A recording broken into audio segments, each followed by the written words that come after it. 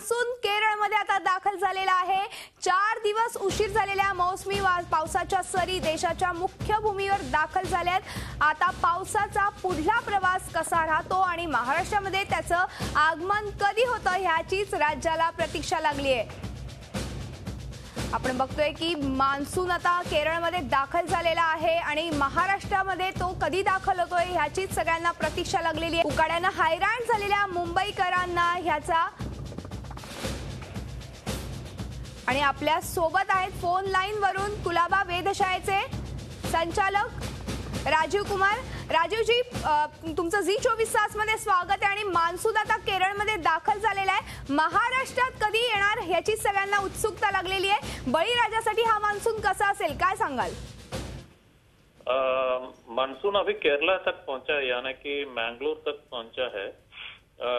महाराष्ट्र में कब आएगा ये अभी हम इस स्थिति में नहीं कि बता सकें, क्योंकि अभी देखना है कि पल्स वीक है या स्ट्रांग है। लेकिन हम इतना बता सकते हैं कि अगले 48 घंटों में कर्नाटका वगैरह में पहुंचेगा। कर्नाटका में मानसून दाखिल होने के बाद हमको एक अच्छा आइडिया मिलेगा कि मुंबई में कब आएगी। बरोबर आहे, मुंबईत कधी येणार हे सगळ्यांनाच उत्सुकता लागलेली आहे। त्याचबरोबर सध्या स्थिती कशी आहे मान्सूनची, याबद्दल काय सांगू शकाल? मानसून की स्थिति अभी तो अच्छा है, अभी अच्छा रेनफॉल आया है। शुरुआत में जो ऑनसेट फेज में अच्छी बारिश आई है, देखें कि आगे कैसा प्रोग्रेस करता है। बरोबर, त्याचबरोबर पुढच्या 48 तासात मान्सूनची स्थिती कशी असू शकेल याबद्दल काय सांगाल? हाँ, मैंने वही बताया कि अगले 48 घंटों में शायद कर्नाटका के इलाके में दाखिल कर सकता है मानसून। यंदा जरा थोडासा उशीर झालेला आहे, मान्सूनचा लेटमार्क झालाय 4 दिवस, तर पुढचा प्रवास त्याचा कसा असेल, कशा पद्धतीने मान्सून सक्रिय राहील?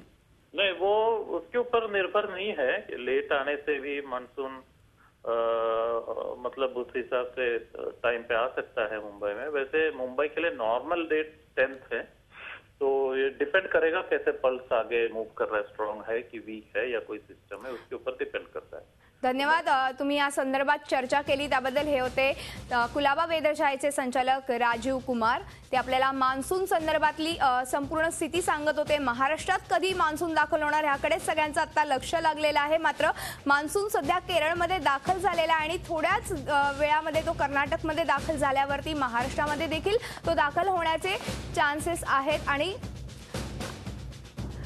एकूणच थोडासा लेटमार्क झालाय मान्सूनला, मात्र 10 तारखेपर्यंत खरं तर मान्सून महाराष्ट्रात दाखल होतो, मुंबईत दाखल होतो। आता तो कधी येणार, मान्सूनचं आगमन कधी होणार ह्याचीच सगळ्यांना उत्सुकता लागलेली आहे।